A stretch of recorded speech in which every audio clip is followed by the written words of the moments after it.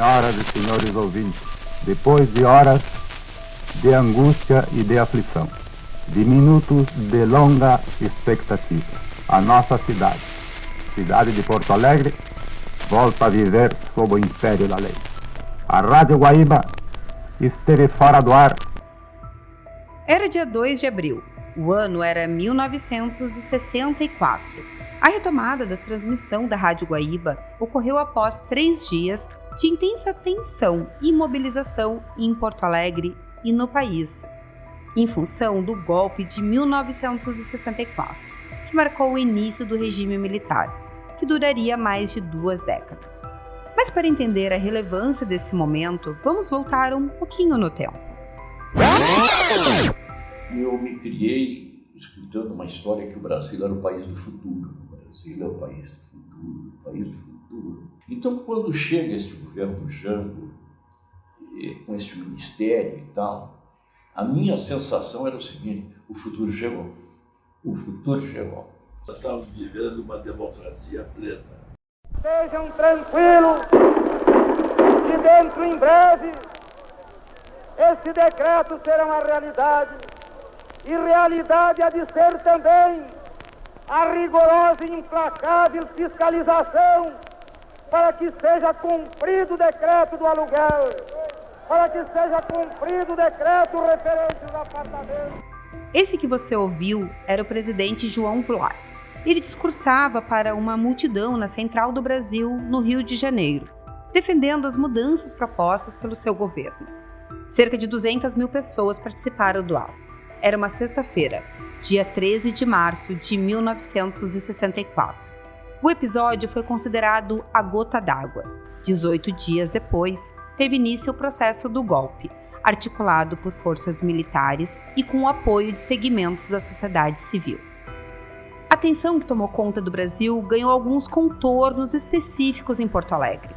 A cidade era a terra natal de Goulart e, em 1961, havia sediado a campanha da legalidade. Mas, afinal, que Porto Alegre era essa? Porto Alegre, para quem era do interior e tinha uma perspectiva de fazer o curso superior, tinha que ser Porto Alegre. E Porto Alegre era um espaço maior, culturalmente. Então, um amigo que era conterrâneo e também bancário, né? Para quem eu escrevi na época, ele me diz: pô, mas vem aqui, eu moro aqui a 50 metros da Rua da Praia, vai ficar 100 metros do teu banco, né? E eu moro aqui na Andrade Neves, aqui na pensão da Andrade Neves, 50 metros da Rua da Praia, com toda a Cinelândia, com todos os restaurantes conhecidos. Isso aqui é o paraíso. Mas não havia assalto, não havia problema nenhum. Se caminhava às 3, 4, 5 horas da manhã, principalmente pela voluntária da pátria. Eu morei na Farrapos por algum tempo. Não havia problema nenhum, não havia problema de assalto. Porto Alegre, naquela época, era uma das cidades mais lindas do Brasil. Digo isto em relação ao desfile de mulheres lindas da Rua da Praia. Porém, naqueles dias, o clima em Porto Alegre era outro. Havia dúvida, havia muita tensão. Quando amanhece o dia 1º, eu levantei muito cedo. Sabe quando tu vai dormir preocupado? Esse discurso, ele é exagerado. E aí, já dia 1º, havia movimentação. Sim, a cidade estava estranha. O comércio estava assim, as portas mais ou menos pela metade, não plena. Sabe, havia todo um clima, assim, O Jango estava no Rio, foi a Brasília. De Brasília ele veio para Porto Alegre. Então, havia no ar, assim, essas coisas. Vamos resistir. E eu brinquei com ele: nossa, mas quem? Mas quem? Porque tu não via nada. Eu tinha passado aqui em frente à prefeitura para ver. Que movimentação havia? Não havia movimentação nenhuma. Nenhuma movimentação. A prefeitura estava sem a meia boca. Num determinado momento, se teve a impressão que ia eclodir uma coisa assim, muito perigosa. Fato é que a maioria das pessoas não compreendia ao certo o que estava acontecendo. A população não sabia o que estava realmente acontecendo, né? As notícias não eram como hoje, eram completamente diferenciadas. Nós não tínhamos internet, nós recém tínhamos uma telefonia com uma certa ainda dificuldade. Eu recebi aquilo com muito espanto, né? Porque admitiu a intervenção da universidade de botar professor na rua. Isso aí era um absurdo. Eu recebi aquilo com o pé atrás. Pô, não é que eu imaginasse, eu estava vendo. Estava vendo o que estava. Não tinha nenhuma ilusão. Estava vendo o que estava vindo. O que é que está acontecendo? O que está acontecendo? E muitos dizem assim, não, mas já vinha acontecendo coisas e tal. Era o crime anunciado. É assim. Havia, sim, estava acontecendo coisas. Mas não te dava a sensação de que seria um golpe. Não te dava a sensação. Havia um jogo muito duro.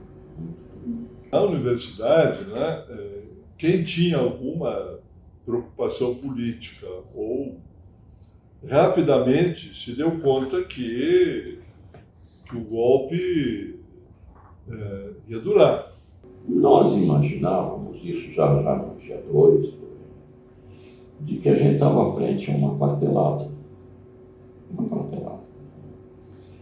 Então, eles vão tomar o poder, mas daqui a 2 anos, 3 anos, eles vão embora. A gente não sabia que existia uma chamada doutrina da segurança nacional.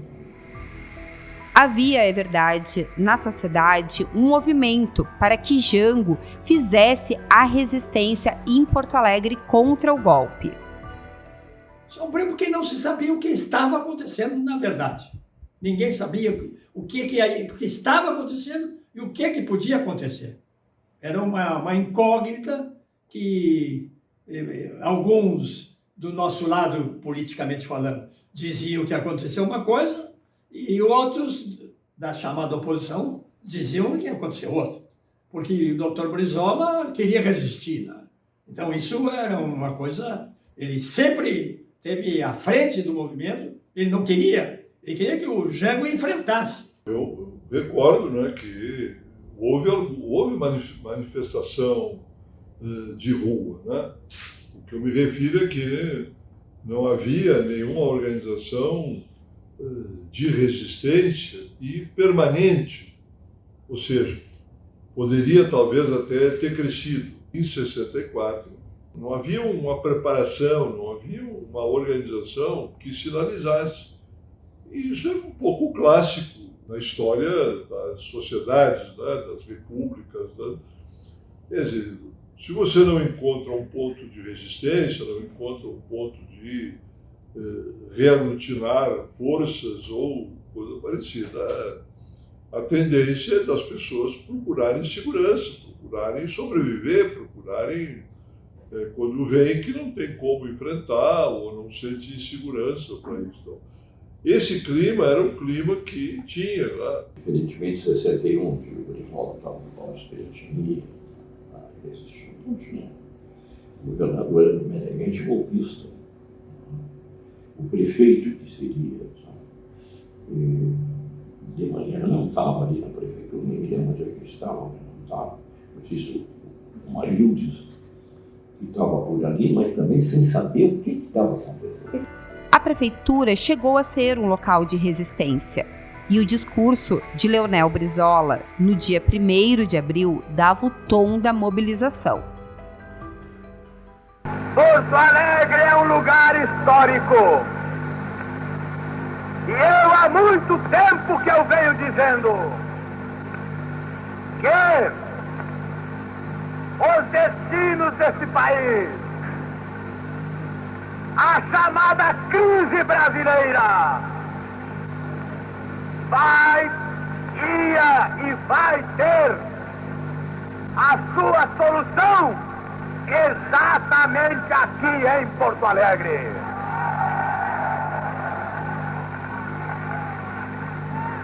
Eu peço a todos que permaneçam atentos.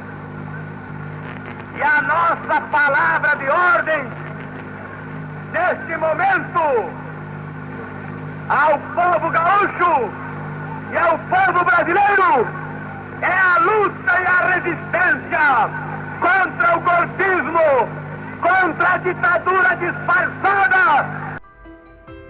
Porém, no dia 2 de abril, Jango decide não resistir e a mobilização é desfeita. E o Jango,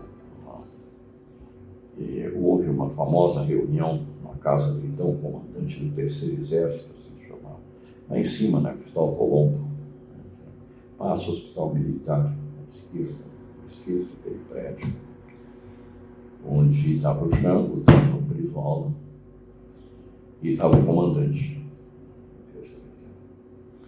E o Brizola disse para o Jango assim: me nomeia ministro da Justiça, e é o general ministro da Guerra, se chamava. E vai, pede para São Paulo, vai, porque nós vamos resolver o assunto. E o Jango achou que não. Acho que foi 2 de abril. Achou que não. Eu não quero que corra sangue brasileiro. Eu, na ocasião, fiquei muito aborrecido. Muito aborrecido. Achava que dava para resistir. A decisão de Jango, que estava em Porto Alegre naquele dia 2 de abril, repercutiu no discurso do prefeito Sereno Chese na prefeitura, como relembra Omar Ferri. Estava na prefeitura até do lado da Terezinha Chese, que era a mulher do prefeito. Então, nós reunidos com, digamos assim, 700, 800 pessoas de frente à prefeitura, né, dando discursos contra o golpe militar, etc., tínhamos ainda uma esperança que pudéssemos reverter. Mas o Sereno, acho que recebeu alguma comunicação, não sei de quem, encerrou as atividades do comício e disse que todos poderiam voltar para suas casas. Aí a dona Terezinha olhou para mim e disse: graças a Deus, tudo terminou. Eu olhei para Terezinha e disse: não, a senhora não está entendendo isso. Tudo o que haverá de ruim começou neste exato momento.